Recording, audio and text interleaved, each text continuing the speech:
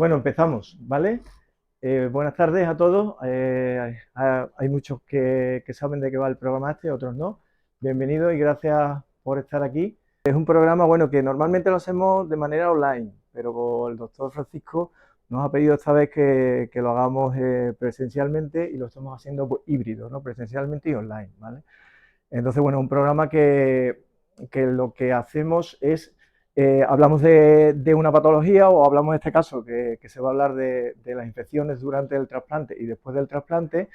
El doctor ponente, en este caso, el doctor Francisco Martín, hablará sobre estas infecciones y posteriormente nosotros haremos preguntas. Pasaremos un turno de preguntas, tanto las personas que están conectadas o las que están aquí presencialmente. Así que nada, yo ya me retiro, gracias. Para nosotros es muy importante que estéis aquí y bueno, espero que os guste a las personas que estáis nuevas, ¿vale? Doctor, como tú puedas. Muy bien. Simplemente si me podéis por favor confirmar desde casa que se ven las diapositivas antes de empezar. Vamos a ver. Yo creo que ahora, ¿verdad? Bueno, ¿qué tal? Pues buenas tardes a todos, muchas gracias, encantado de estar aquí. Es para mí un auténtico honor, pues también colaborar con ambos en la formación de los pacientes, en el empoderamiento de los pacientes y en aportaros más información, porque creo que más información significa conocer mejor el proceso por el que habéis pasado, el motivo por el cual estáis trasplantados y también los riesgos que conllevan, pues lógicamente, el trasplante en sí, el procedimiento del trasplante y el seguimiento posterior del trasplante. Nosotros íbamos a centrar pues estas charlas en las infecciones antes, durante y en el post-trasplante halogénico. Yo soy Francisco Martín, como me ha presentado Guillermo, y en primer lugar, pues, como digo, pues agradeceramos lógicamente el contar conmigo, que es un auténtico honor. Y antes de empezar la presentación, este sitio es muy importante para nosotros porque nosotros, todos los pacientes que os habéis trasplantado aquí, todo se ha decidido vuestro trasplante autólogo halogénico, la terapia CAR, en esta sala, en la que nos reunimos nosotros todos los lunes, con lo cual creo que cobra una especial relevancia a este sitio. Bueno, o bien donde nos reuníamos previamente, que era un poquito más cuchitril, más pequeñito, un poquito más grande, un poquito más amplio, pero es la sesión donde nosotros tenemos todos los días el cambio de guardia y donde todos los lunes se discuten los pacientes de trasplante y terapia celular. Por lo cual creo que cobra una especial relevancia que hoy estés aquí, me parece muy emotivo, donde se ha hablado de todos los que estáis aquí, de todos vosotros se ha hablado y hoy podéis estar aquí, muchos de vosotros. Pues este es un poquito el esquema que yo quería seguir. Lógicamente podemos organizar las charlas, podéis interrumpirme tanto online como vosotros tantas veces como queráis, cualquier pregunta, cualquier duda, cualquier sugerencia. Pero bueno, más o menos esto es lo que yo había pensado, lo que lo podíamos estructurar. Uno, que es el trasplante en sí, el procedimiento de trasplante, las modalidades o los tipos de trasplante. Segundo y más importante, más que tratar las infecciones, cómo podemos prevenir las infecciones, qué podemos hacer para no tener infecciones en la medida de lo posible, si es que es eso posible. Tercero, centrarnos en el tema del calendario vacunal y las vacunas. Y cuarto, qué hacer ante un episodio febril, si me ocurre en casa, porque en el hospital es muy fácil, ya actuamos nosotros, ¿no? La cadena de mando, el algoritmo está muy claro de lo que hay que hacer. Y cinco, pues unas pequeñas conclusiones. Como digo, por favor, que podéis interrumpirme, es una charla muy poco formal y lo más importante de esta charla es, más que yo me ponga aquí a contar el rollo, el tocho, es realmente qué queréis saber vosotros de las infecciones antes y después del trasplante. Pues yo creo, cuando me plantearon esta charla, yo pues, lógicamente me preguntaba que hoy en día el acceso a la información, pues afortunadamente es universal, quiere decir, prácticamente cualquiera de vosotros puede acceder casi que a la misma información a la que tengo acceso yo. Las bases de datos, la mayoría son de acceso libre y eso pues tiene enormes ventajas. Entonces, la principal característica de estas charlas, lo que yo tengo que intentar transmitiros es información fidedigna, lógicamente de primera mano, asesorado científicamente por una información que esté respaldada por la evidencia científica, no por mi vecina del quinto, por el doctor Google, sino por evidencia científica de calidad, cómo podemos conseguirla, alcanzarla, y una información lógicamente adaptada. No puedo contaros aquí el rollo de la mucositis que produce la barrera, etcétera, etcétera, ¿no? Una cadena de fisiopatología tampoco tiene mayor sentido porque cada uno tenéis una vivencia, tenéis una enfermedad. No puedo dar una charla para cada enfermedad porque cada trasplante en una persona es un mundo, no existen dos trasplantes iguales. Y yo creo que gran parte del trasplante comienza no en la unidad de trasplante, sino que comienza cuando volvemos a casa, ¿no? Entonces, adaptado a, lógicamente, en la medida de lo posible, a cada uno de la información, vuestra formación, etcétera. Bueno, en resumen, muy resumido, ¿qué es el trasplante? Pues básicamente, sea por el motivo que sea, por la enfermedad que sea, tengo la indicación de hacerme un trasplante. El trasplante básicamente consiste en, a día de hoy, con cantidad de avance CAR-T, terapia celular, pero sigue siendo a día de hoy la opción curativa para la mayor parte de las hemopatías que tratamos los hematólogos, fundamentalmente las leucemias agudas, aunque también evidentemente es una opción curativa a mielomas, linfomas, mielomas y otras mal llamadas, bajo mi punto de vista, no malignas, como aplasia medular, anemia sideroblástica, etcétera, porque cualquier proceso que implica un trasplante de médula ósea poco benigno es, ¿no? Lo benigno es estar en casa, estar en la playa, estar de vacaciones, no estar ingresado en una unidad de aislamiento, etcétera. Pero por eso yo digo mal llamado benigna. Pero en definitiva, consiste en sustituir una médula que está enferma, sea por la causa que sea, por una médula sana, de un donante emparentado, que posee yo mismo, el mayor caso de emparentamiento que hay es yo mismo, que sería un trasplante autólogo, un hermano compatible, un hermano un 50% compatible, un hermano con la compatibilidad que sea, o un donante no emparentado, un donante que no está relacionado con mi familia, que puede ser de Sevilla o puede ser de Japón, sea de donde sea, ¿no? En definitiva, en eso consiste el trasplante, sustituir una médula enferma por una médula sana. ¿Cómo conseguimos eso? Pues conseguimos eso mediante la administración de un tratamiento con quimio más menos radioterapia, depende de la enfermedad que sea y de la intensidad. Y tras la administración de unos días X de quimio-radioterapia, de la infusión de las células madre, que pueden obtenerse de sangre periférica, de médula ósea, o también existe la opción, que es menos frecuente en adultos, de trasplante de células madre de cordón umbilical, ¿de acuerdo? ¿Por qué es menos frecuente en adultos? Porque un adulto de un peso medio de 60-70 kilos, la unidad de cordón se quedaría corto de celularidad. Necesitamos generalmente o bien sangre o bien médula ósea. La opción mayoritaria a día de hoy para el 90% de los pacientes que nosotros trasplantamos al año es obtener las células madre de sangre periférica mediante unas inyecciones en el donante. O si la persona que dona es el mismo que recibe, estamos ante un trasplante autólogo. Si la persona que dona, compatible o no, es diferente a la persona que lo recibe, es un trasplante alogénico, como digo, puede ser familiar o no familiar, o un trasplante singénico. El trasplante singénico es mucho más raro y es tan sencillo como el trasplante de un hermano gemelo. Es mucho menos frecuente. En los últimos 10-15 años, la base de datos de los trasplantes que hemos hecho una paciente de Huelva, únicamente un trasplante singénico, que podríamos considerar el trasplante ideal, aunque eso tiene muchos matices desde el punto de vista inmunológico. Bueno, yo puedo tener un trasplante autólogo, halogénico, singénico, llamémoslo como lo queramos llamar, pero también puedo dividir el trasplante en función de la intensidad. Básicamente, si utilizo una intensidad máxima del trasplante, se llama mieloablativo, que es generalmente el trasplante que aplicamos hasta los 50-55 años, y si reduzco de alguna forma la quimio o la radioterapia que recibe el paciente, el trasplante se llama de intensidad reducida. La mayor parte de los trasplantes que nosotros practicamos suelen ser de intensidad reducida. Si nos vamos a analizar la casuística que hacen pues, los hematólogos del hospital infantil, pues el grueso de trasplantes serán mieloablativos, ¿de acuerdo? La edad no es un criterio, hay que ver la edad, qué otras patologías tenemos, qué situación tenemos problemas respiratorios, tenemos problemas cardíacos, renales, problemas de salud mental, etcétera. Todo suma en una escala y nos permite decidir, y la edad es un criterio más, no es ni mucho menos el más importante. Hasta aquí claro, ¿no? Más o menos los tipos de trasplantes, esto lo sabéis vosotros mejor que yo, bastante mejor, ¿vale? Muy bien, pues eso es el trasplante, pero ¿por qué son interesantes? Porque son importantes las complicaciones infecciosas. Es prácticamente universal el 100% del paciente que se somete a algún tipo de trasplante, autólogo, halogénico, singénico, emparentado o no emparentado, durante ese proceso de administración de quimio-radioterapia se va a producir una aplasia secundaria. ¿Qué es una aplasia?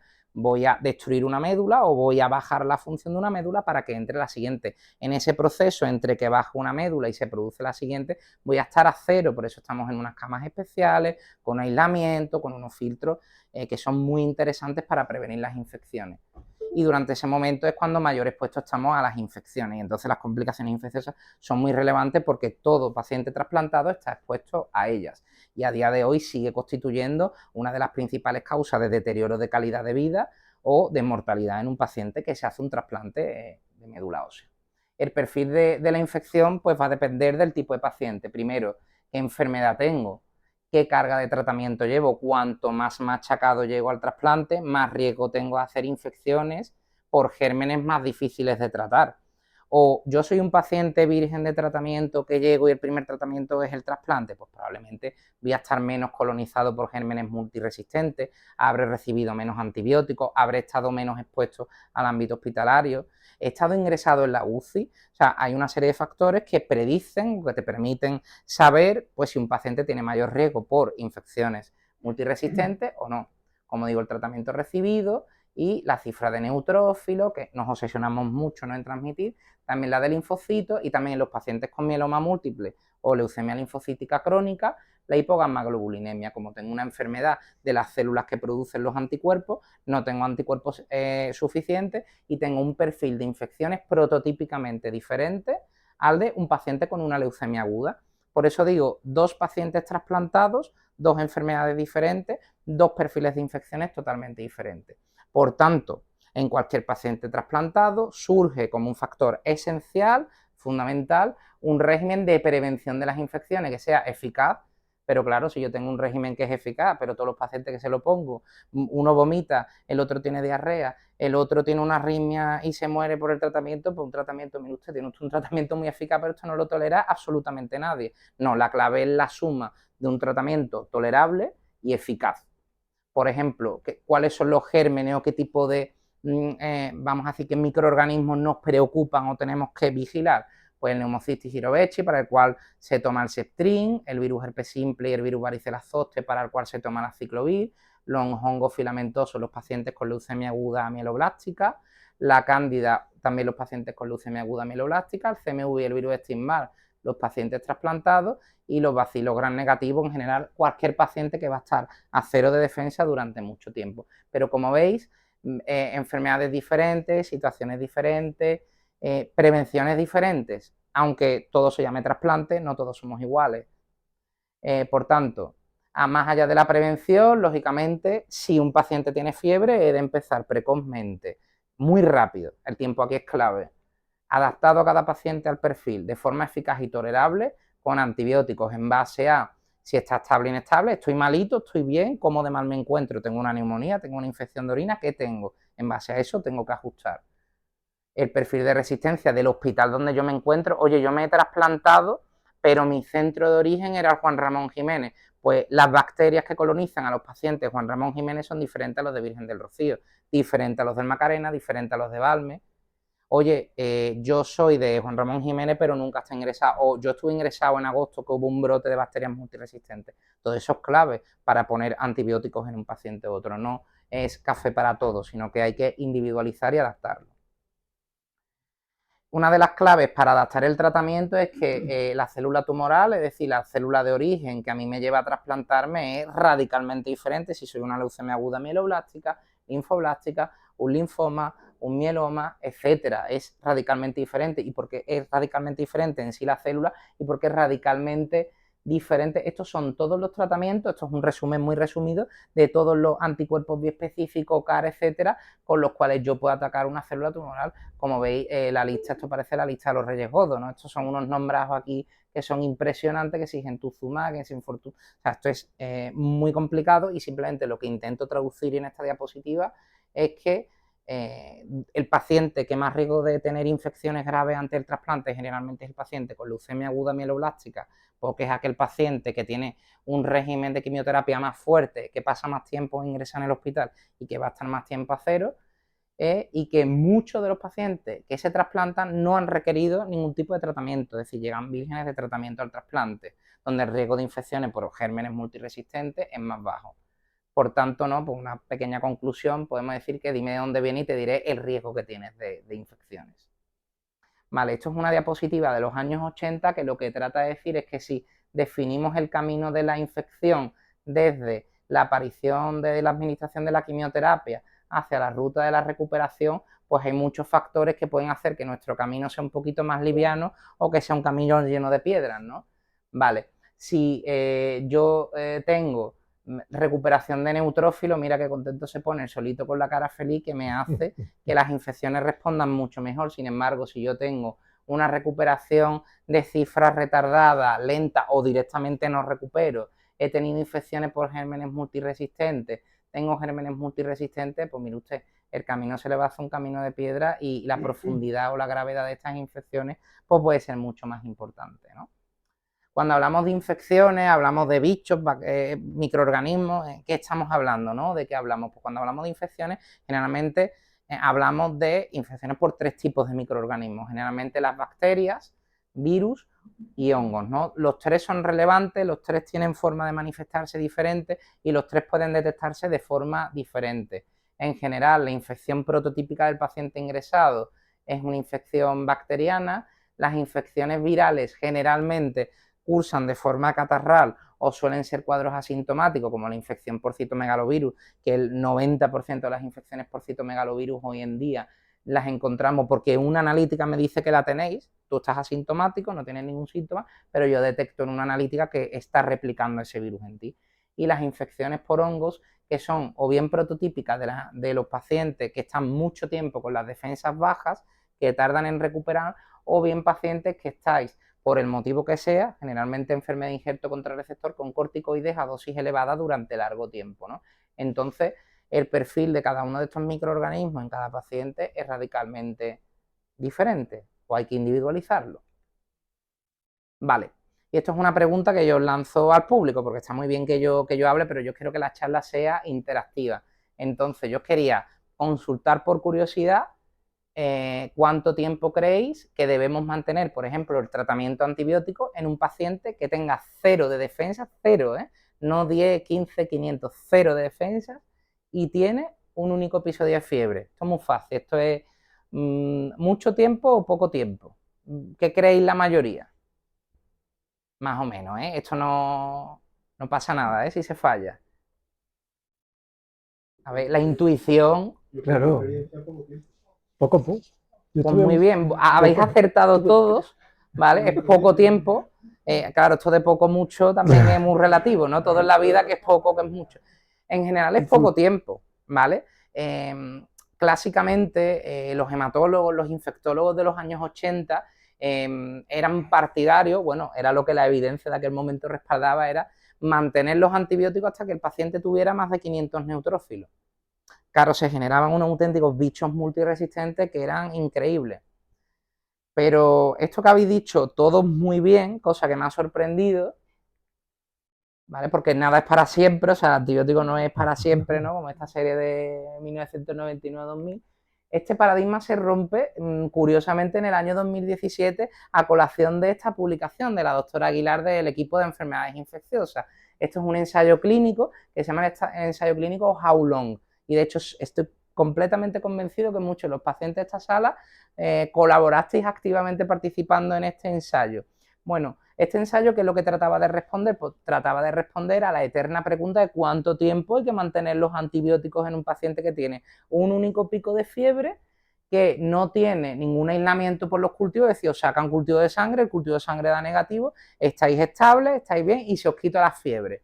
Pues este ensayo clínico fue pionero en el mundo, no en España, en el mundo, cuidado, como digo, año 2017, esto fue ayer, que la desescalada de antibióticos, es decir, que mantener los antibióticos 2 o 3 días, si el paciente estaba estable, se le quitaba la fiebre, se podía suspender el antibiótico y ni el paciente se moría más, de hecho se moría menos, había menos mortalidad, menos gérmenes multiresistentes, etcétera. Pues esto a día de hoy fue un cambio de paradigma. En el año 2017 la mitad de los hospitales que hacen trasplante en España no cumplen con esta práctica.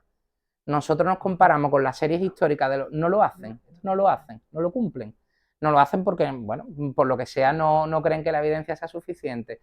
Si nos comparamos con hospitales de Valencia, hospitales de Barcelona, no solo esto, sino es que en todos los pacientes que tienen 0 neutrófilos, en todos los pacientes con 0 neutrófilos, autólogo, halogénico, leucemia, lo que sea, le ponen ciprofloxacino o levofloxacino hasta que recupera 500 neutrófilos. Fijaos cómo es diferente puede ser la práctica clínica, no nosotros si nos comparamos con Estados Unidos, con el Reino Unido, con Francia, no, dentro de nuestro país. Pues esto es la clave del éxito de por qué tenemos una tasa tan baja, bajísima, despreciable, por gérmenes multiresistentes en nuestro hospital. Si nos comparamos con Hospital Macarena, el Hospital de Balmes, Juan Ramón Jiménez, bueno, y si tiras al este de Andalucía ya ni os cuento, porque lo veo yo, paciente que viene a hacerse un CAR-T de Almería, de Granada, Málaga, cuélgale el aislamiento de contacto antes de que lo vea, porque es un aislamiento de contacto. Pacientes de Ceuta, Melilla o que vengan de Marruecos, todos aislamiento de contacto, todos son aislamiento de contacto. Aquí tenemos yo conozco un paciente que es una Klebsiella Blé OXA 48, una Klebsiella Blé BIM no sé qué, uno de 12 o 13 años trasplantado. Klebsiella Blé, o sea, gérmenes, bacilos gram negativos multiresistentes. No tenemos bacilos, no tenemos pseudomonas multiresistentes, no tenemos Klebsiella. Eso es una gran suerte porque nos permite que a gran parte, si vosotros tenéis fiebre o tenéis un hemocultivo positivo, os podéis ir a casa con ciprofloxacino, con levofloxacino, con amoxicilina, con amoxicilina clavulánica. Esto es la clave del éxito. Pues esto, año 2017, ni 8 años cumple este ensayo clínico. Este ensayo clínico es uno de los ensayos clínicos que más se repiten en todos los congresos de hematología, de infectología. Aquí, Virgen del Rocío, la doctora Aguilar de infecciosos. O sea que, y el Macarena intenta seguir este criterio. Sí, lo que pasa es que nosotros tenemos la suerte de que Infecciosa lleva trabajando con hematología de una forma tan transversal desde hace más de 20 años, que para mí casi que es una suerte que el paciente tenga fiebre, sin faltarle respeto al paciente, porque da gusto trabajar con los compañeros infecciosos. Y en el trasplante y en cualquier régimen de la vida de la hematología, siempre hay que fiarse del que más sabe, y el que más sabe de antibióticos es el infectólogo, y el que más sabe del hueso es el traumatólogo. Y si yo me creo más listo que el infectólogo, más listo que el traumatólogo, va a ser muy bueno para mi ego y muy malo para mi paciente. Entonces aquí no va la cuestión más de ego, aquí la cuestión más de qué es lo mejor para mi paciente, y esto es lo mejor para todos los pacientes trasplantados en Sevilla, en Andalucía y en España. Sin ninguna duda, aquí, Virgen del Rocío, no es un estudio ni es un ensayo clínico, y yo me siento tremendamente orgulloso porque yo no formaba parte, o sea, yo estaba haciendo el MIR ese año, o sea, que imagínate, pero me siento tremendamente orgulloso. Cada vez que veo esto, me da más alegría que cuando el Sevilla marcó un gol, mucho más orgulloso, te lo puedo asegurar. Esto es un auténtico orgullo. Es así, es tremendo. Pues de aquí, pues rompo un paradigma, ¿de acuerdo? El tratamiento antibiótico en tiempo corto. Quiero decir, oye, ¿qué pasa si mi paciente, que es que me han quitado el antibiótico y he vuelto a hacer fiebre? No le vamos a negar los antibióticos a nadie, se reinician los antibióticos. ¿Y cuál es el motivo de que no lo hagan otros hospitales? Cultura, la disparidad de criterios. Mira, hay una eterna duda para la cual yo no tengo una respuesta, que es si poner ciprofloxacino o levofloxacino a los pacientes hasta la recuperación de los 500 neutrófilos es bueno o malo. Yo ahí no me voy a meter porque eso depende de la flora que haya en tu hospital, de determinados parámetros epidemiológicos, pero no hay ninguna justificación científica a día de hoy. Cuidado, esto no es un paciente, estos no son pacientes de cirugía, todos son pacientes de hematología, todos los pacientes incluidos en este ensayo son de hematología. Esto no es una cirugía de la barriga, una prótesis. Entonces, esto que se ha hecho en sí. Si en otro hospital hay otras bacterias, a lo mejor ese es el motivo de que no se pueda aplicar, ¿no? O quizá existen esas bacterias porque en algún momento es el círculo vicioso de la pescadilla que se muerde la cola. A lo mejor tienen esas bacterias multiresistentes porque no paran de poner antibióticos. De hecho, digo una cosa, yo no he dicho nada de que el paciente esté colonizado por un germen multiresistente o no. Cuidado que en este paciente, que aquí pueden entrar pacientes que tú puedes ser portador de una bacteria la más mala del mundo, que si tú estás sin fiebre a las 48 horas y en el cultivo de sangre no ha crecido esa bacteria, puedes desescalar de forma segura. Esto vale para los que están colonizados, para los que no están colonizados, para el mieloma, para el linfoma, para la aguda. Se compararon y para todo.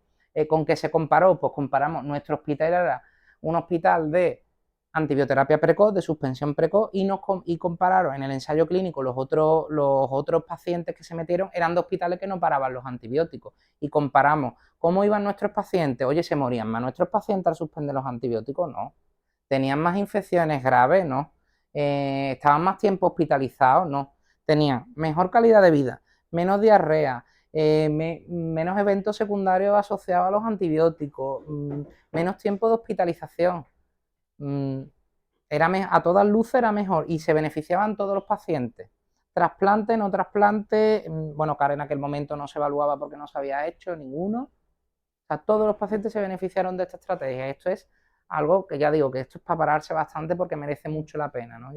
Esto merece la pena porque es un trabajo absolutamente revolucionario. Esto es una revolución. Por ejemplo, si vais a congresos de otros países, sí. gente de otros países, y no lo aconsejan tampoco. Bueno, hay muchos sitios que sí, quiero decir, no es que esto seamos los únicos en España o en el mundo que lo hagamos. Vamos a decir que antes de esto a lo mejor lo hacía un 15% de los hospitales, ahora lo hace un 50%, a lo mejor lo que hace falta todavía es un poquito de difusión. O a lo mejor existe un poquito, y eso existe mucho, con las publicaciones, y en Estados Unidos pasa mucho, esto lo ha publicado un español, bueno, eso es poco importante. Cuesta mucho que de un hospital español que no es un hospital americano, puedas publicar en una revista, eso da para otro debate, pero en un Lancet Hematology, que es una revista de un alto impacto, cuesta mucho, mucho, mucho y metodológicamente el estudio tiene que estar muy bien hecho, muy bien sostenido estadísticamente para que te lo publiquen. Y esto está publicado. Está publicadísimo, vamos, esto está, vamos a decir que retuiteado millones de veces, uno de los artículos más citados. Porque además muy poca evidencia científica. Como digo, hay muy pocos ensayos clínicos de antibioterapia en pacientes hematológicos y encima este es potente y es de aquí, pues merece la pena sacar pecho porque esto sigue una absoluta bestialidad este trabajo. Maravilloso. Este trabajo, o sea, ya digo que esto viene de largo y tendido, esto lleva más de 20 años la colaboración, comenzó con el doctor Cisneros. Claro, claro, efectivamente. Sí.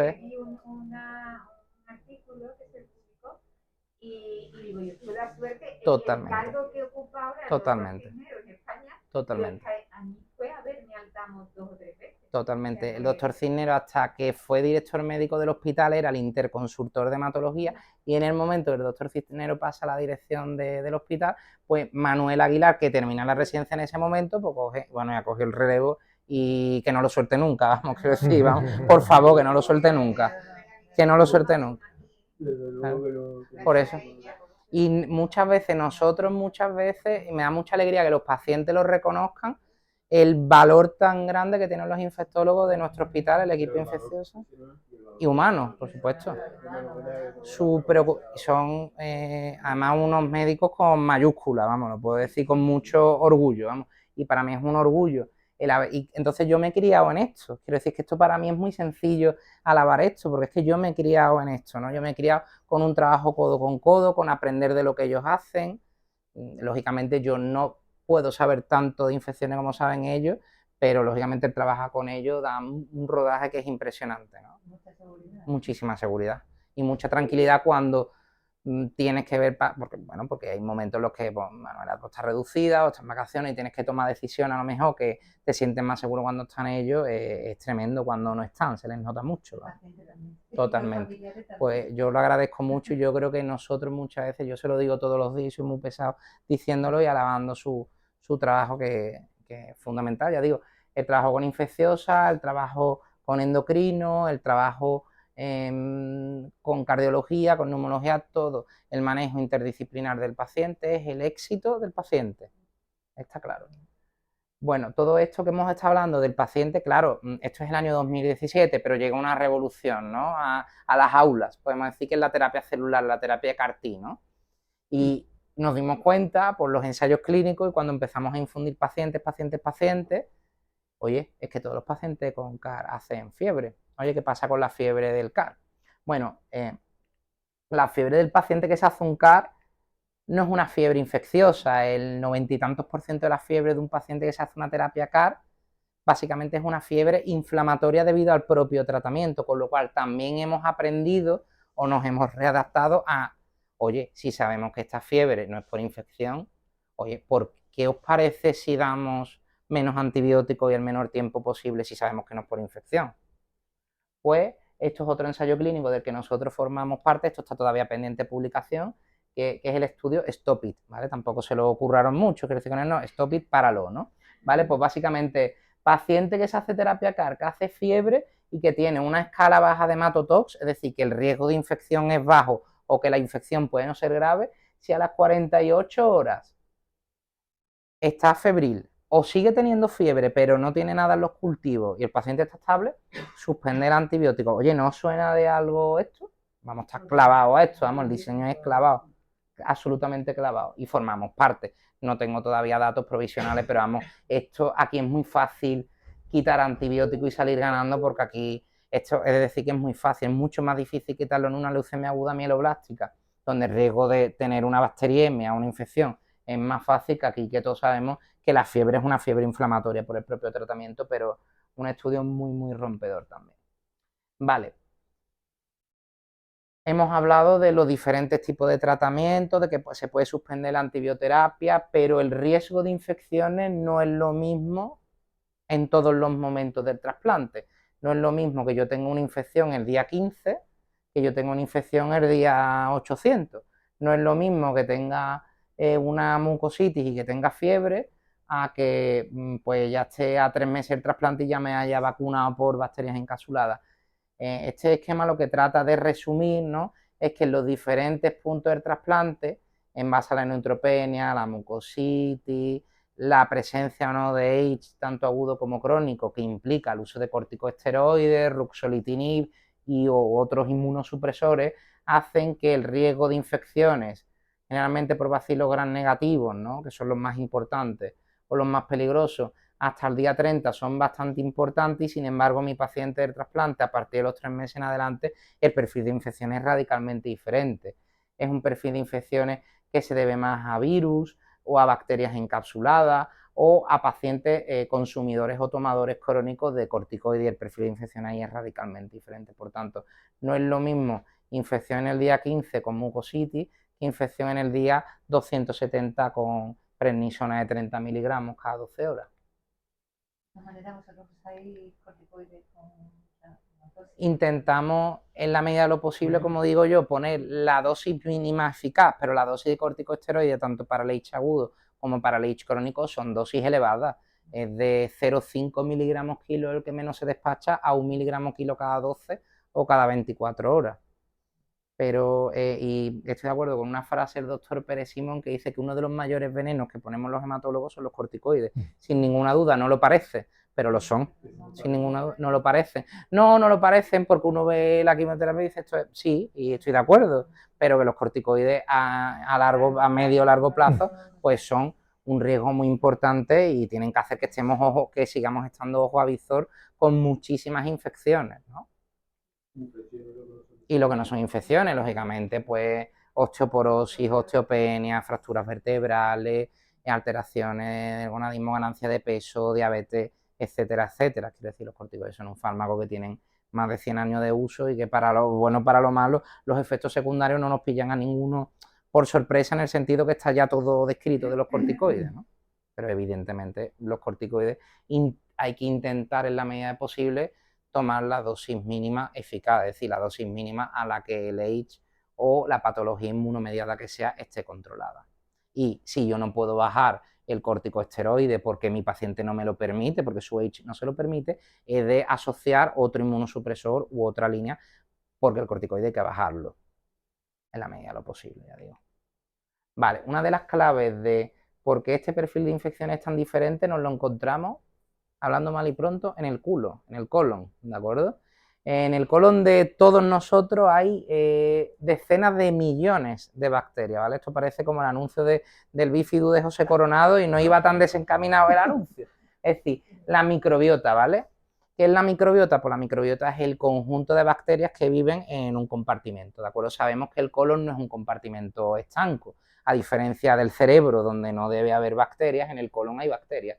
Y esas bacterias, gran parte de ellas tienen un efecto beneficioso, ¿de acuerdo? La microbiota tiene un efecto beneficioso inmunomodulador. De hecho, se sabe que tener una baja variedad de microbiota hace que tengan más riesgo de un H digestivo. De hecho, uno de los tratamientos, bajo mi punto de vista, más interesante y más rompedores, que es un ensayo clínico que tenemos abierto para H agudo, es dar cápsulas de microbiota de pacientes sanos. Vamos, podemos decir que comer caca de pacientes sanos. En cápsula, eso sí, me han dicho que me han prometido que sabe bien. No he tenido el gusto, la verdad que he preguntado bastante activamente al respecto, pero no hay ningún implicado aquí del ensayo que haya querido venir, no sé si por miedo o por indigestión, pero sí, es así. Bueno, no solo es un tratamiento para leche aguda, así como curiosidad, si algunos suena la infección por Clostridium difficile, que es una bacteria del tubo digestivo, pues antiguamente uno de los tratamientos, se morían muchísimos pacientes de Clostridium, pues el tratamiento del Clostridium era por una sonda nasogástrica, administración de microbiota, que eso sí era caca por una sonda nasogástrica, ¿vale? Ahora ya pues nos hemos sofisticado un poquito y ahora viene en cápsula, bueno, algo tenemos que avanzar, ¿no? Un poquito la ciencia avanza aunque no lo parezca. Como digo, la microbiota tremendamente eficaz, está de moda para el envejecimiento, la senescencia celular, para ser más guapo, más listo, más alto. La microbiota está en estudios para el tratamiento de todo, del Crohn, de la colitis ulcerosa, de un montón de alteraciones inmunes. Y como digo, la microbiota en un paciente que tiene mucositis, es decir, que tu barrera epitelial está rota, que las bacterias yo las estoy alterando porque con los antibióticos hago que las bacterias buenas mueran más fácilmente, porque son muy buenas y ellas se entregan a la causa y quedan las que tienen más mala leche, estoy alterando tu microbiota, estoy haciendo que tengas un clima proinflamatorio, ya digo, para prevenir, para tratar el H agudo, para la infección por Clostridium, para un montón de trastornos inmunomediados, la microbiota es clave. Y hay un montón de artículos al respecto con decenas de miles de pacientes hablando de las virtudes de la microbiota y el papel antiinflamatorio que tienen gran parte de las bacterias del colon. Por ejemplo, los corticoides juegan un papel muy negativo sobre la diversidad de la microbiota. De hecho, hacen que tienda a la muerte muchas células que son buenas del tubo digestivo. Bueno, unas células que se llaman las células de Paneth, que son muy beneficiosas, son como células madre intestinales y sin embargo sobrequecen otras que son más inflamatorias. Así que todo esto posiblemente pues sea la tónica o el paradigma del tratamiento pues los próximos 10-15 años. No creo que pueda sustituir a los corticoides porque nada sustituye, ojalá haya algo que sustituya a los corticoides, pero más bien previsiblemente habrá tratamientos que combinado con los corticoides pueda tomarlos durante periodos más cortos y dosis más cortas. Pero a día de hoy no ha habido ningún fármaco, ni ruxolitinib, ni ningún. Seguro que no. Sí. Claro, porque esto lo hemos sabido años después. Quiero decir, me explico, el papel de la microbiota se sabe desde, me lo voy a inventar, el año 2012, 2013, 2014, 2015, pero el tratamiento del Crohn lleva siendo el tratamiento del Crohn desde los años 70, 80. Porque a día de hoy los nuevos tratamientos, por ejemplo, para Crohn, los tratamientos biológicos, infliximab, vedolizumab, un montón de tratamientos que hay para el Crohn, son tratamientos que están aprobados o que se probaron en los ensayos clínicos en pacientes que ya vienen de corticoides, no de entrada, no de primera línea.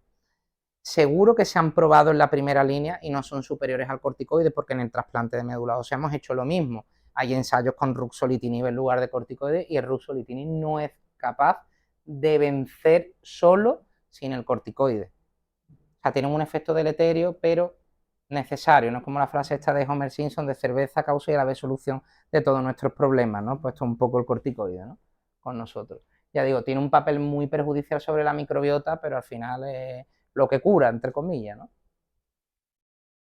Vale, hemos hablado mucho de la mucositis, de las bacterias, suspender precozmente, pero hay un papel fundamental del autocuidado y de los dispositivos que muchos habéis portado o portáis, ¿no? Entonces, en el papel de las infecciones o en el riesgo de infecciones juega un papel fundamental el cuidado de los dispositivos, el PIC o el catéter que tengamos.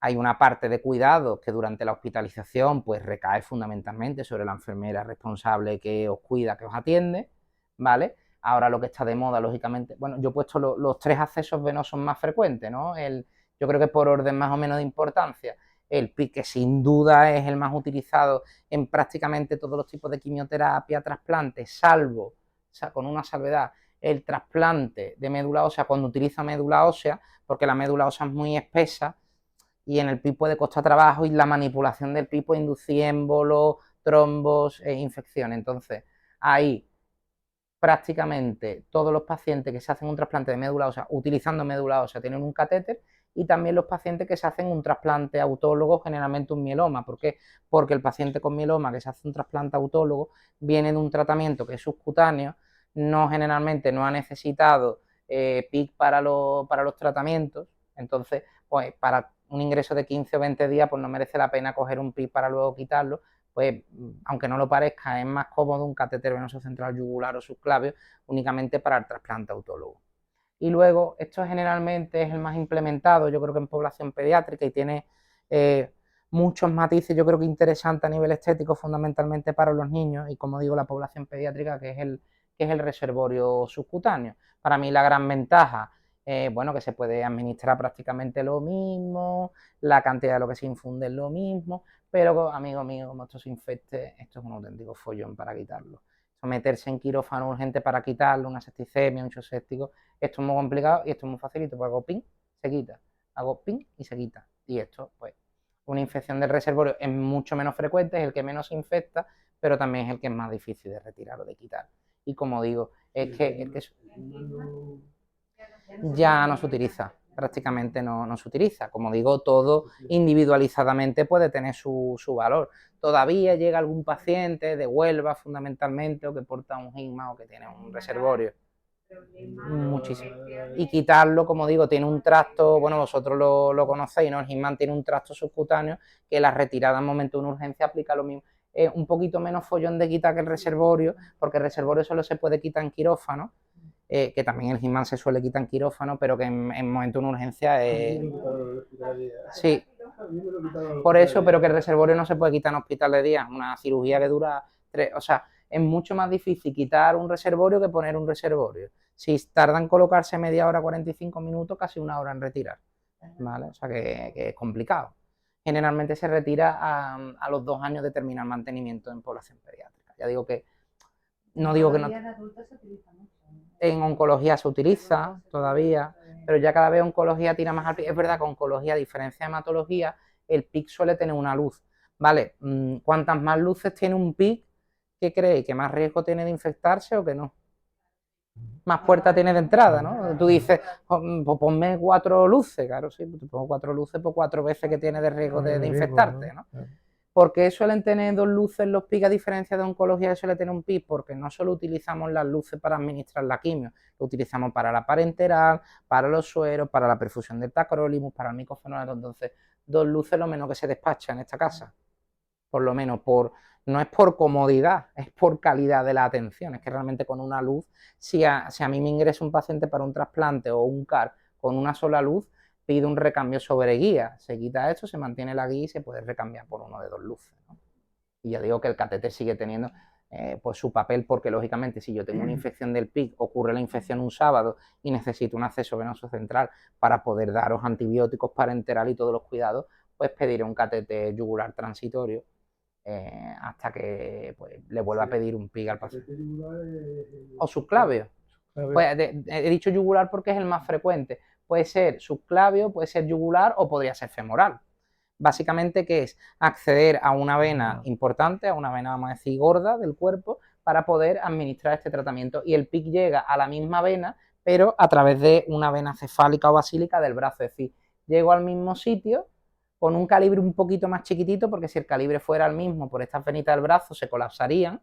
Y llego desde estas venitas del brazo, guiado por ecografía, y voy viendo que la puntita, como veis, queda en el mismo sitio, ¿vale? Y el reservorio también queda la puntita en el mismo sitio, tiene que quedar en la aurícula derecha del corazón, ¿vale?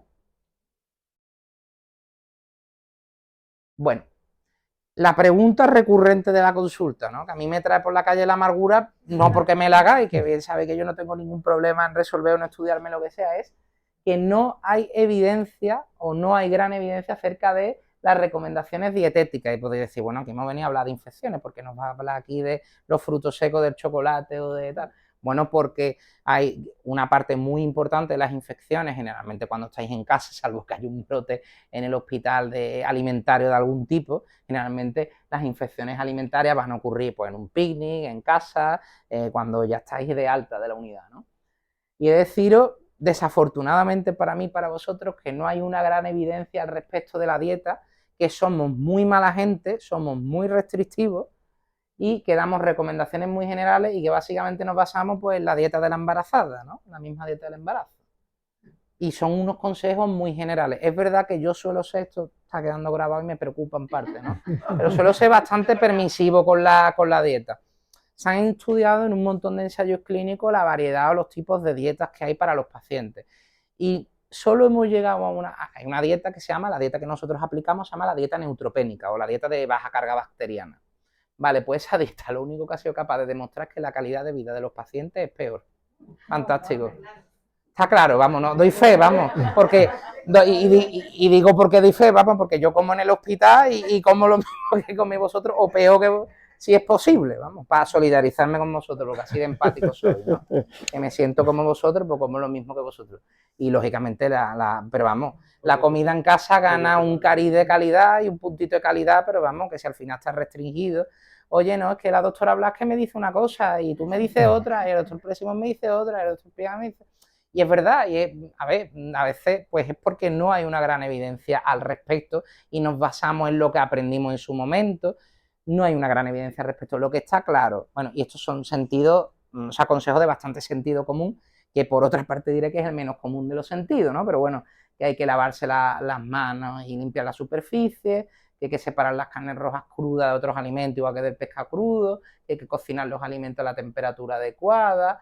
Y con respecto a los alimentos que debo evitar comer es básicamente la carne cruda, el pescado crudo, lógicamente aquellos productos lácteos no pasteurizados, frutas o verduras que estén frescas, que no se hayan lavado, o botes crudos que no se hayan cocido. Por ejemplo, aquí pone este ejemplo, bote de alfalfa, yo no sé quién come bote de alfalfa, ¿no? No sé si esta charla va dirigida al trasplante en conejos, caballos, a caballos, conejos.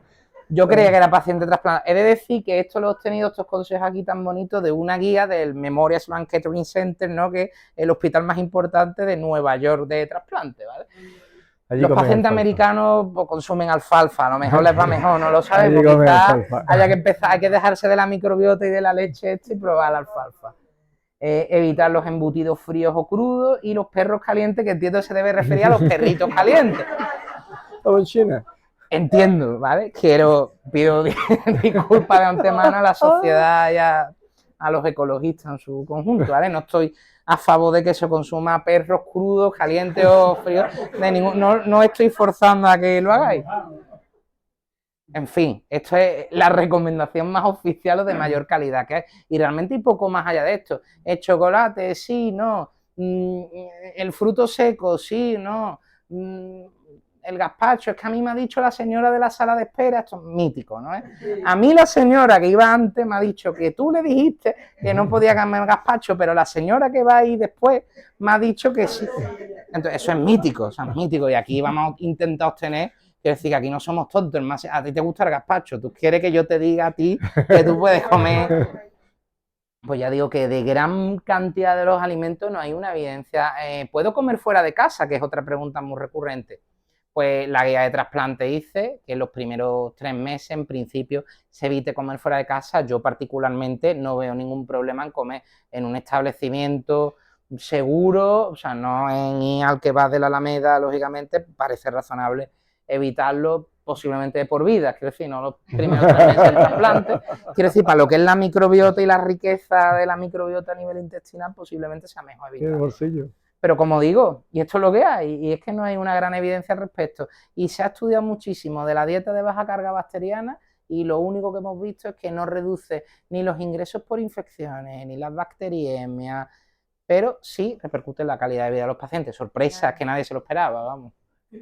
La dieta esta, se está hablando de post-trasplante, sí, pero no qué tipo de trasplante en tiempo, años, sí. 2 años, sí, pero en un montón de años, como el caso, claro, pero con inmunosupresores por AIDS crónica. Tampoco está estudiado, pero lo que yo más o menos aplicaré, o sea, yo lo que aplicaría básicamente la carne o el pescado crudo, sería una cosa que yo evitaría prácticamente por vida y con inmunosupresión, por supuesto.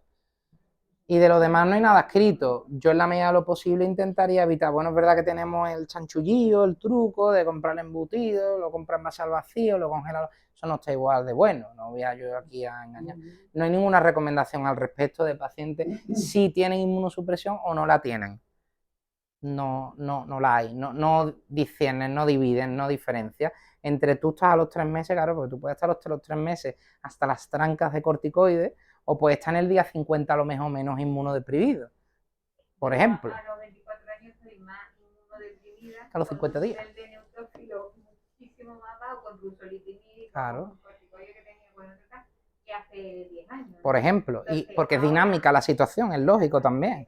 Y ahora muchas veces yo, por ejemplo, intento no tomar alimentos crudos, el pollo siempre porque cogí hace 2 años una bacteria, también así. Intento pasarlo mucho y tal, pero muchas veces me pregunto, ¿esto es igual que cuando me trasplanté? O posiblemente peor, a lo mejor, porque la influencia de determinados inmunosupresores es que, como yo digo, el trasplante, yo digo mucho, ¿no? La frase de el trasplante empieza cuando me voy a casa, no cuando estoy ingresado. Y el trasplante es una situación dinámica, tú puedes no tener inmunosupresión al mes, estás hasta la tranca de inmunosupresión, al año estar sin inmunosupresión, es una situación dinámica que depende del estado de tu enfermedad, que depende de tus comorbilidades. Oye, tampoco voy a empezar la misma dosis de corticoides si eres diabética o si no eres diabética, o si tienes 75 años que si tienes 30 años. Quizá voy a intentar ser un poquito más conservador en pacientes que sé que les puede perjudicar o intentar, oye, si un paciente responde, el itch crónico responde parcialmente con 20 de prednisona, pues mejor 20 que 60, ¿no? De prednisona. Yo en general aplicaría esta recomendación a cualquier paciente que tome inmunosupresión que esté en niveles terapéuticos. O corticoides, bueno, quiero decir, tacrosiro, micofenolato, prednisona, axatilima, me da igual el inmunosupresor que sea. Es verdad que no todos esos inmunosupresores tienen el mismo perfil de seguridad, el mismo riesgo de infecciones, pero yo creo que esta recomendación general sería aplicable a falta de otras opciones con mayor evidencia o mejores, ¿no? Vale, quería hablar en esta segunda parte, esta primera parte más bien de introducción, sobre qué podemos hacer para prevenir, porque está muy bien tratar, pero no hay mayor remedio que el que no aparece, ¿no? Entonces, lógicamente, aquí las claves de la prevención antes, durante y después del trasplante es el lavado de manos, el uso de mascarilla, sobre todo en sitios con aglomeraciones, porque si tú me dices, vivo en una urbanización, voy a caminar solo, pues no tiene ningún sentido que utilices una FFP2 en ese contexto, ¿no? Evitar el contacto con personas con infecciones activas o con riesgo de tenerla. Oye, es que tengo un niño pequeño con varicela, hombre, no te voy a decir que lo tire por el puente, pero intenta en la medida de lo posible, lógicamente, tener el menor contacto y minimizar el contacto. Evitar aglomeraciones en lugares cerrados, como aquí el Black Friday, y es una cosa que es importante y que a veces no caemos nosotros en decirlo, que lógicamente vosotros no tenéis por qué saber. Evitar los lugares con obras y polvo, mucho cuidado con el polvo, porque el polvo y determinados tipos de obras en grandes cantidades puede favorecer infecciones por hongos además con bastante mala leche, ¿de acuerdo? O sea que esto es importante, os quiero decir, no, tampoco hay que mudarse porque haya una obra al lado, pero en la medida de lo posible intentar evitar la exposición al polvo en concentraciones importantes, no el polvo de limpiar el polvo, sino polvo de una obra o un recambio importante en el domicilio. Y tocar las tierras macetas.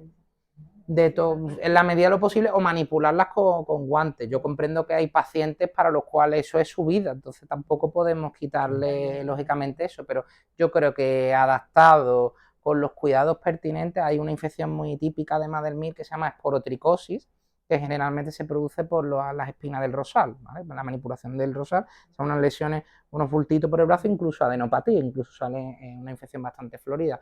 Yo no he visto ninguna descrita ni en un paciente trasplantado ni no trasplantado, pero bueno, existe y hay que tener cuidado, lógicamente, con estas manipulaciones. Lógicamente, pues, gallinas, que tengo 40 canas, o sea, no pasa nada por tener un perrito, un gato doméstico. Ahora, si tú me dices que tengo un criadero de gallos de pelea, tengo un criadero de 40 aves ahí soltando plumas, heces y tal, lógicamente precaución, cuidado, ¿no? Vale. Después ocurre con mucha frecuencia que ingresáis y veis unos cartelitos fuera que pone aislamiento protector, aislamiento de contacto. ¿Esto qué es? ¿No? ¿Esto qué me pasa? ¿Que me estoy muriendo? ¿Que me están aquí ocultando la verdad? ¿Que entran aquí con...?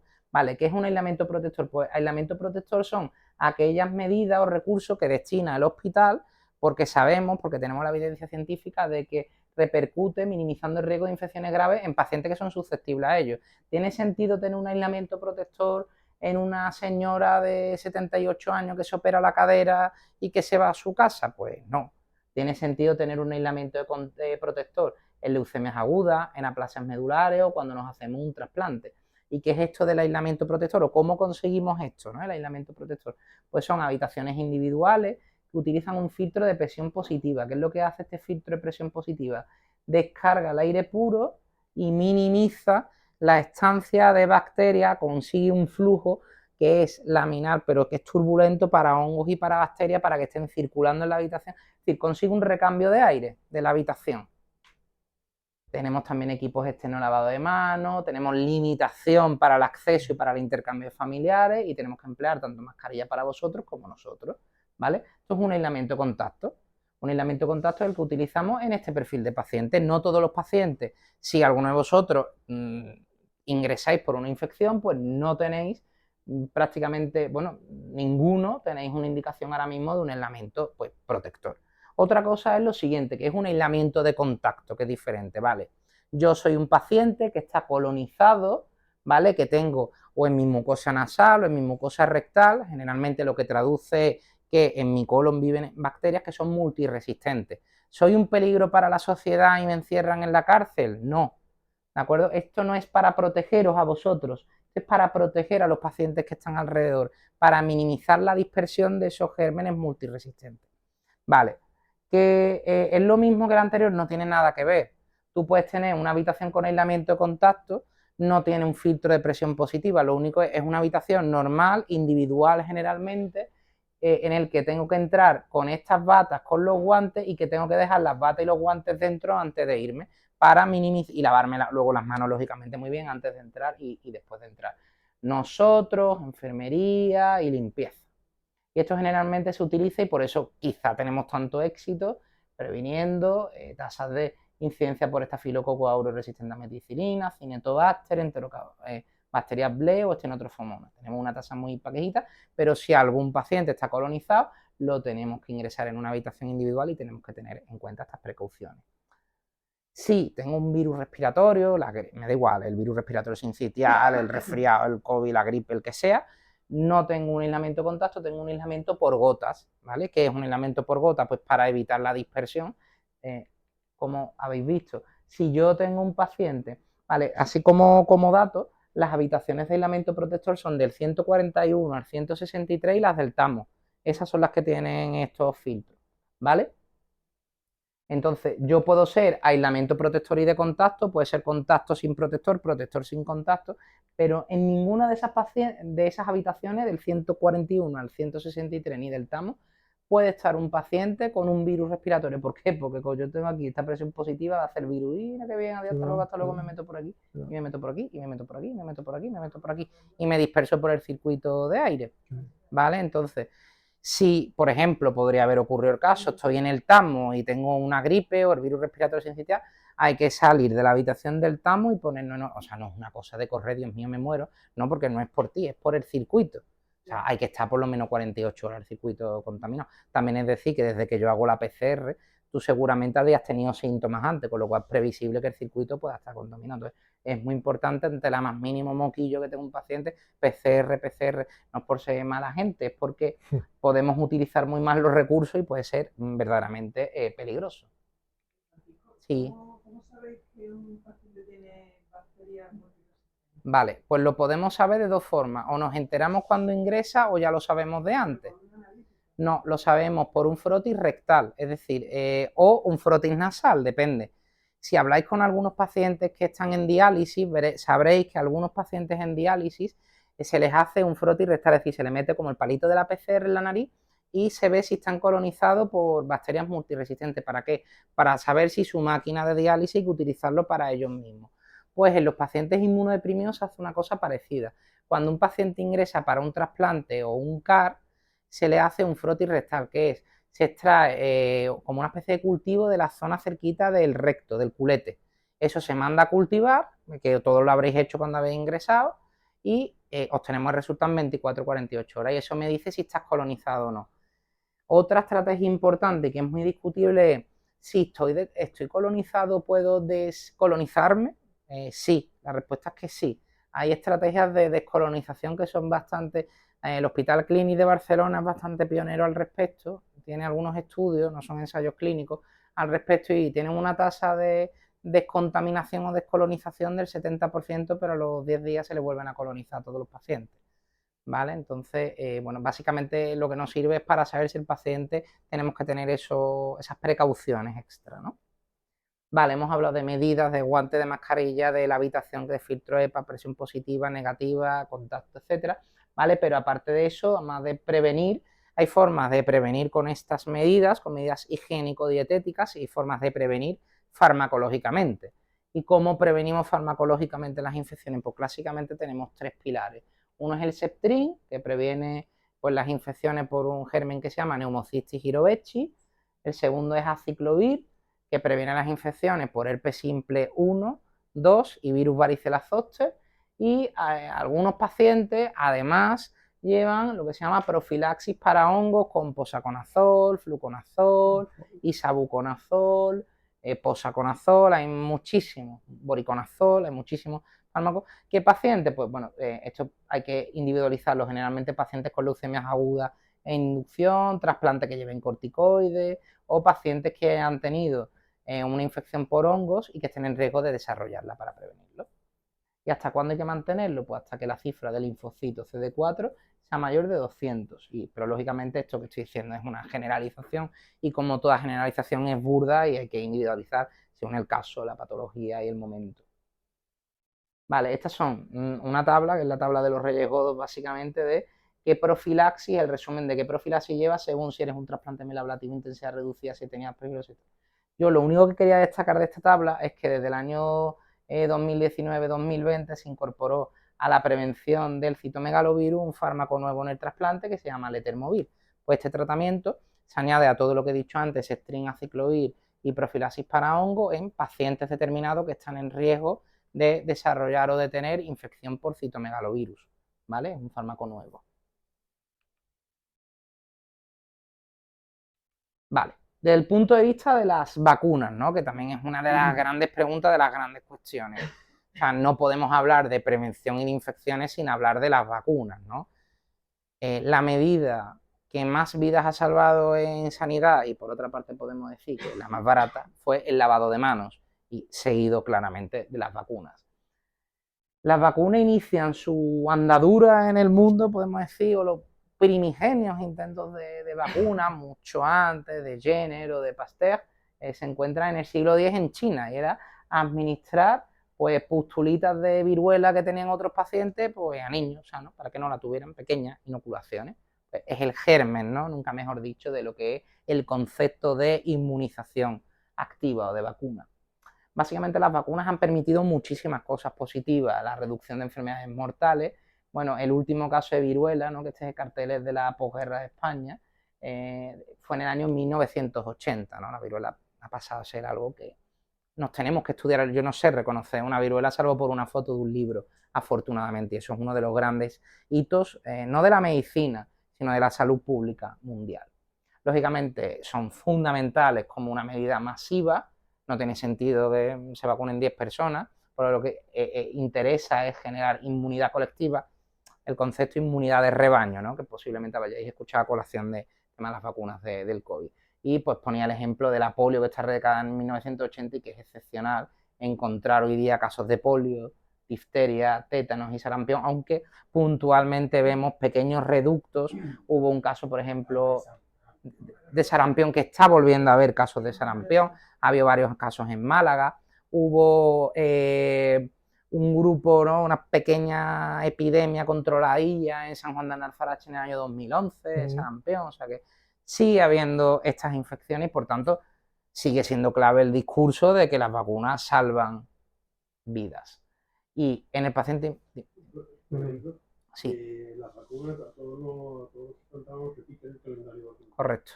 ¿Sí? Pero hay vacunas que no nos ponen. Correcto. Mientras tengamos inmunodepresión. Correcto. Eso es. La varicela es una de ellas y el sarampión es otra. Correcto. Cara. No Y vamos a ello, que lo tengo aquí. Perfecto. Para mismo. Muchas gracias. A colación de esta pregunta, que parece que la teníamos agenciada, pero no. ¿Vale? Básicamente, ¿por qué? Vale, hay... grosso modo, hay dos grandes grupos de vacunas, ¿no? Vamos a decirlo en tema profano, que no me escuchen los compañeros de preventiva. Hay dos grupos de vacunas, las vacunas de virus vivos, y la vacuna de virus muerto, más que de virus vivo, de atenuada, llamamos vacunas atenuadas o vacunas de virus muerto. Dentro de las vacunas atenuadas y las vacunas de virus muertos hay montones de formulaciones. Veas el ejemplo del COVID, pues puedo coger esta proteína, este polisacárido, este tal, y puedo ser, ¿cuál es la clave de una vacuna? La clave de una vacuna es que sea inmunógena, que genere una inmunidad en el receptor. Si yo administro una vacuna de virus, vamos a decir, muerto, mal llamado muerto, pero bueno, muerto, que son pues todas las del calendario vacunal, que no son la triple vírica y la vacuna de la varicela, pues puede producir mayor o menor reacción, pero jamás producirá la reactivación. Por definición no puede reactivarse en el huésped. Sin embargo, algunas de estas vacunas, sobre todo dependiendo del momento, pueden producir la reactivación, la enfermedad e incluso que el paciente se constituya como infeccioso, como contagioso.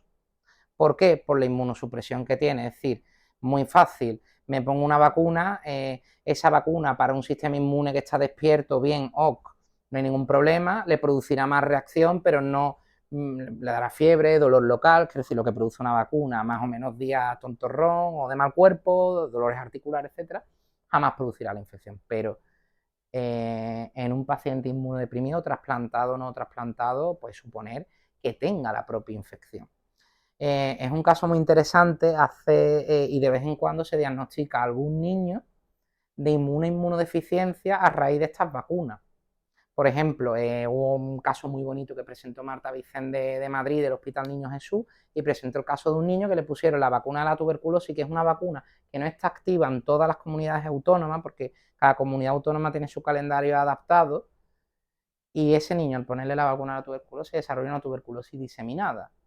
Que es raro, bueno, se estudia, no se llega a ninguna conclusión, le ponen otra vacuna viral atenuada, desarrolla y el niño se diagnostica de una inmunodeficiencia común variable, una inmunodeficiencia severa combinada, ¿no? Entonces, no solo un paciente trasplantado, sino que un paciente pues, con determinada inmunosupresión por la patología que sea, también puede implicar un riesgo.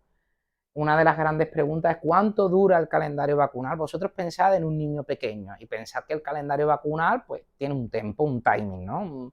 Una periodicidad X, no menos generalmente de 12 o 13 años. Generalmente a día de hoy la última vacuna que se pone es la vacuna del virus del papiloma humano, que se pone en torno a los 12, 14, depende de la comunidad autónoma y del país, y ahora se está empezando, por suerte, también a administrar en los niños, no solo en las niñas, que realmente los hombres somos el reservorio del papiloma humano. Realmente lo que tiene sentido es vacunar al hombre para que no exista reservorio, para que en el futuro no existiera el cáncer de cervix por esos serotipos, ¿no?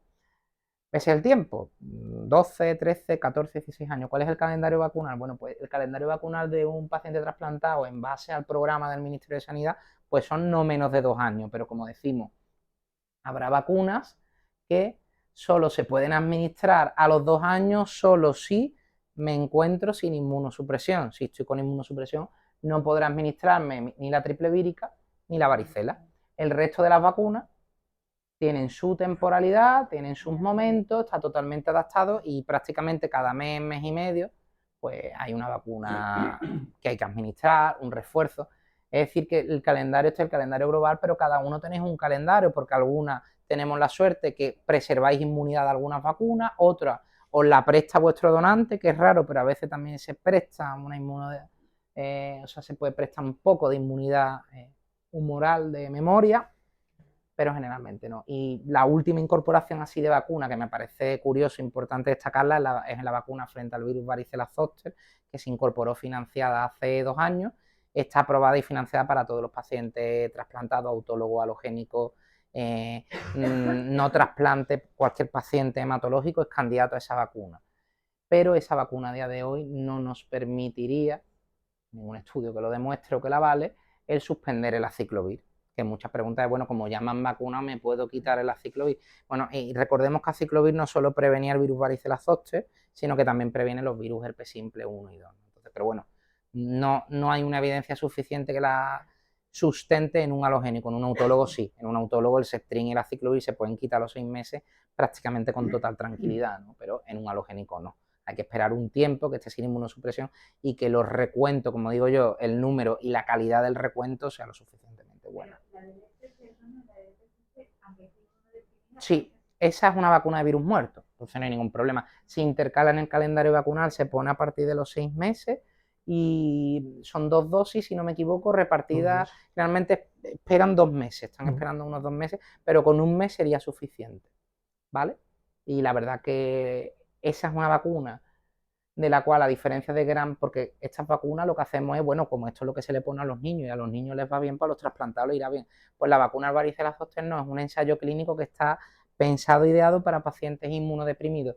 Gran parte de estas vacunas se utilizan porque has perdido hombre, es lógico utilizarlas, has perdido tu inmunidad y a todos los niños se le pone, ¿por qué no ponérselo a un paciente trasplantado? Y evidentemente también tenemos que ser consecuentes en que la eficacia de estas vacunas, posiblemente si tú tienes inmunosupresión, es un poquito más bajita que si no la tienes, pero más vale eso que nada, sin ninguna duda. Vale, y el último punto, ¿no? que es un punto que es muy, muy relevante. ¿Qué hacer ante un episodio febril? Si estamos ingresados es muy fácil, porque eso ya lo pensamos nosotros, que lo hay que hacer, que antibióticos, que cultivo, que pruebas complementarias, pero qué he de hacer, quizás es algo muy simple, ¿no? Excesivamente simple, pero bueno, creo que es importante. Yo siempre intento destacar lo primero, ¿no? Y no es fácil, ¿eh? Porque a veces queremos hacerlo bien y es que el abrazo del oso también mata. Cuidado que el exceso de cuidado no es a veces tan bueno. Entonces, por favor, no nos obsesionemos por monitorizar la temperatura si nos encontramos bien, ¿vale? Esto es muy importante, muy importante. Si yo estoy a 3 años del trasplante, por favor, no hace falta pesarse todos los días para ver si tengo riesgo de las complicaciones que tengo en el post-trasplante inmediato. Si estoy a dieta, estoy a régimen, hago deporte, pues sí. Pues esto es lo mismo, no hay que monitorizar la temperatura o las constantes si no tengo ningún otro criterio para monitorizarlo. Hombre, si tomo 4 antihipertensivos, tengo que tomarme la tensión arterial, la frecuencia cardíaca mañana, tarde y noche, pero es importante no obsesionarnos con la monitorización de la temperatura. Segundo punto, y sobre todo eso lo tenemos que tener en cuenta los hematólogos, porque muchísimos de los tratamientos, como he dicho, los CAR-T, los anticuerpos biespecíficos, la citarabina, hay un montón de fármacos que producen fiebre. Entonces, fiebre no es igual a infección. La fiebre puede ser la manifestación de muchísimas entidades. Puede ser una manifestación de H, raro, que también puede ocurrirlo, respuesta a fármacos, alergias, etc. Vale. Ante un episodio de fiebre, febril, que se define como la temperatura clásicamente por encima de 38, 38,3, pero si tienes 37,8 me vale, quiero decir, tampoco importa mucho exactamente dónde pongamos el dintel. Ante un episodio febril o una tiritona intensa o, como digo yo, tengo 37,5, pero estoy muriéndome, hijo mío, no te espera que tenga 38, que tampoco hay que ser tan cerrado, ¿no? Tan matemático. Hay que acudir, porque no tenemos otra. Esto es muy criticable, yo hago autocrítica. Ojalá tuviéramos otro circuito y tenemos que seguir trabajando y yo dedico gran parte de mí, aunque no lo parezca, de mi trabajo, de mi tiempo, a que esto cambie, porque en otros hospitales es diferente y porque creo que debe cambiar. Pero a día de hoy la forma es acudir a una urgencia al hospital general, porque en el hospital de día muchísimas veces no contamos o no podemos sacar hemocultivos, desafortunadamente, que digo que a mí me encantaría que pudiéramos, o no podemos hacer PCR virus respiratorio, que parece absurdo. Entonces, este es el circuito. Y hay que tener conciencia y vigilar, oye, pues ahora que estoy pensando yo, he tenido fiebre, he tenido tiritona y hoy me han limpiado en PIC, me han manipulado el PIC. Oye, eso es importante decirlo, ¿vale? Cuando vayáis a urgencia y os vea el hematólogo de guardia, ese tipo de cosas son relevantes. La focalidad, tengo tos, expectoración, molestias al orinar, diarrea, molestias digestivas, dolor de garganta, las preguntas normales, ¿no? Dolor de cabeza, etcétera. Y será el hematólogo de guardia en función de los antecedentes, el foco, la inmunosupresión que tengas en ese momento, el estado de la enfermedad, si el manejo de esa fiebre o de esa infección, de ser lo que sea, ha de ser ambulatorio, con antibiótico oral o sin antibiótico, o con antibiótico intravenoso ingresado, ¿no? En función de una serie de parámetros que es imposible generalizar porque es tan individualizado, cada uno tenéis vuestra biografía y vuestra historia que es imposible resumirlo. Vale, para concluir, ¿no? ¿Qué me gustaría a mí concluir o que sacáramos de conclusiones? Uno, que las complicaciones infecciosas suponen un auténtico reto y una de las principales causas de morbimortalidad en un paciente hematológico. Segundo, que el dicho de más vale prevenir que curar Hay que aplicar medidas de higiene, mascarillas, fármacos, colaborarán y colaboran en la prevención de las infecciones en pacientes hematológicos. Tercero, la duración de antibioterapia no tiene por qué ser prolongada y hay evidencia que lo respalda. Cuarto, es primordial contar con medidas de limpieza e higiene de los dispositivos tipo PIC, así como cualquier otro dispositivo. Siguiente, las vacunas constituyen a día de hoy y seguirán constituyendo uno de los métodos primordiales en la prevención de infecciones y ha supuesto una auténtica revolución. La fiebre es un síntoma de alarma que obliga a acudir a urgencias y si sospechamos una infección, lógicamente el inicio de antibióticos precoz es clave. El perfil de paciente, el estado de la enfermedad, el grado de inmunosupresión, corticoides, no corticoides, tacrolimus, no tacrolimus, sirolimus, no sirolimus, micofenonato, no micofenonato, son factores vitales a la hora de definir si tú eres un paciente de alto, de riesgo intermedio o de bajo riesgo. No es lo mismo un paciente a 4 años post trasplante que tenga una gripe, que no tenga neumonía en la radiografía, que la ocultación esté bien, que la saturación sea buena, que un paciente en el día 28 que se acaba ahí de alta, ¿no? Es evidente. La colaboración activa, y esto es muy importante, en programas de antibioterapia interdisciplinares con infecciosa, microbiología y UCI, constituyen un pilar de éxito porque es bueno para vosotros. Y si es bueno para vosotros, es bueno para nosotros. Y nada, pues pedirme agradeciendo vuestra colaboración, vuestra actividad durante las charlas y que por supuesto estoy abierto a cualquier duda, sugerencia, pregunta que tengamos de la audiencia online aquí o como vosotros queráis.